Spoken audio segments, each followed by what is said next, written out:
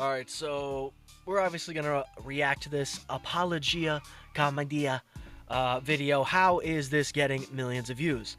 And he's talking about Whitney Cummings. And this is a question I would imagine many of us commentary channels ask ourselves. How is she getting, I don't know, any views? Okay? I'll never understand. How does she have somebody willing to come to her house and produce whatever the fuck she does? Because again, it's not quality. She's just sticking her nose where it really doesn't belong. And I don't know, this guy's saying she's getting millions of views. Let's hear. I don't know, this is wild. Hi everyone. Hey Pat. So last week's episode really was a bang bang, huh? Look, I think it's fair to say that YouTube's success has really changed me. The comment section has hammered my heart to such a pulp that... But I thought, like, what was it, a week ago she was saying she doesn't read the comments? Now all of a sudden you're reading them to the point that they're bothering you? Shout out to whatever her name is, Nelly Furtado. When an episode does well, I'm like, this is probably my own friends sending it to each other, being like, cringe.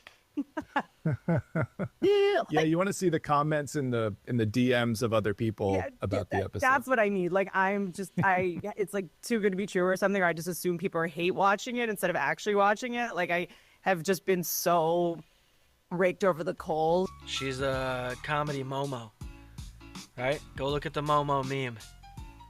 That was made from her face. It was modeled after her. They didn't even change it that much.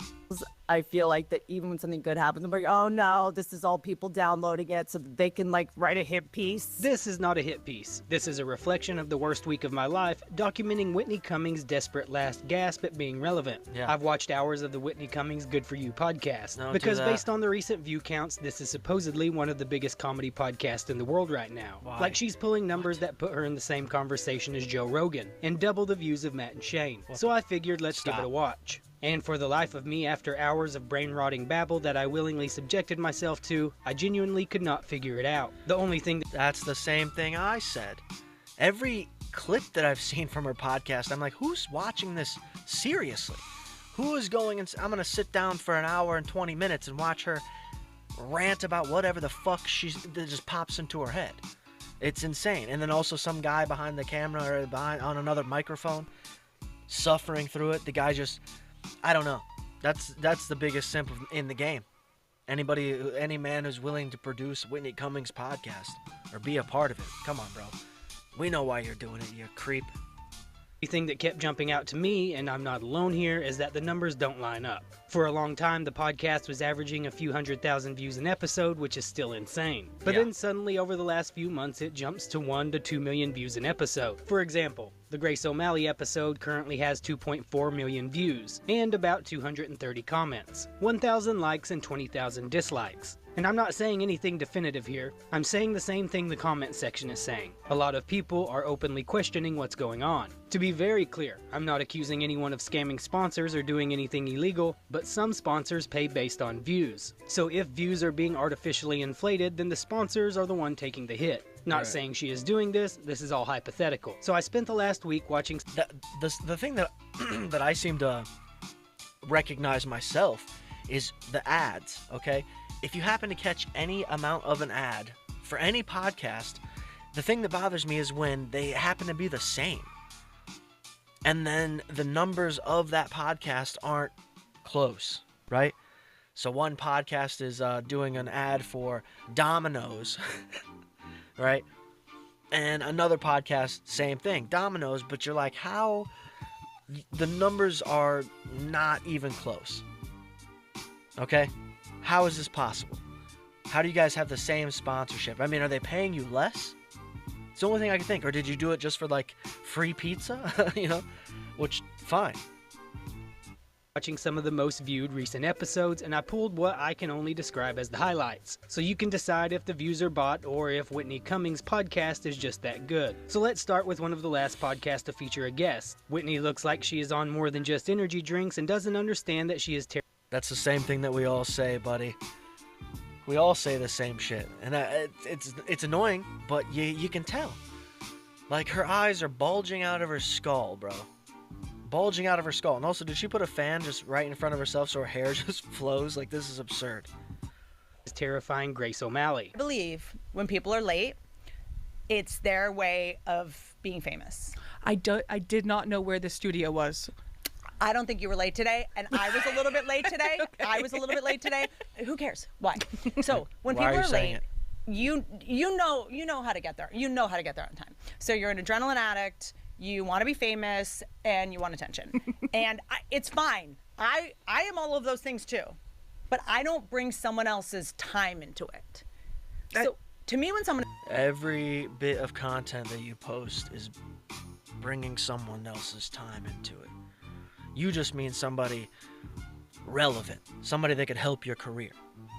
That's it, right? So like if Judd Apatow wants anything to do with Whitney, she gonna be on time. But anybody else, we'll see. when someone is late, I'm like, I would literally rather you show up on time and spit in my face than be late. That's difficult. Steal my money.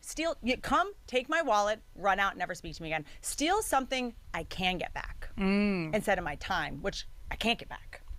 And that's got to be hard living in New York because nobody gives a fuck about your time in New York. I mean, sorry, It's okay. in LA. So we'll Zoom. Yeah. We'll Zoom.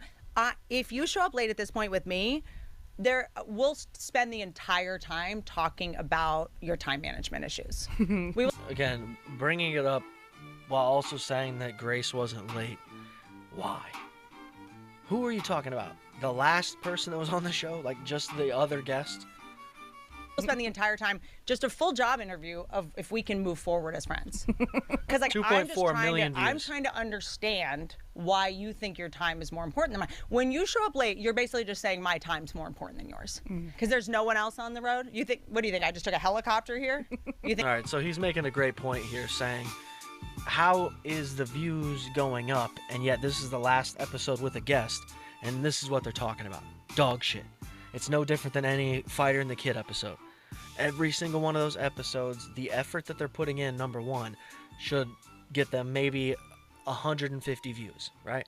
But they're pulling sometimes 50,000, 60,000, and you know it's paid for. Just admit it. But again, what he's saying is that this is going to hurt the sponsorships because they're paying for people to see these ads that they're doing and no one's actually seeing them. It's all just bots. So it's defeating the purpose entirely. So Cash App isn't going to get seen for the 900th time on the 900th podcast. It's absurd. I just don't understand. What's the point in faking it?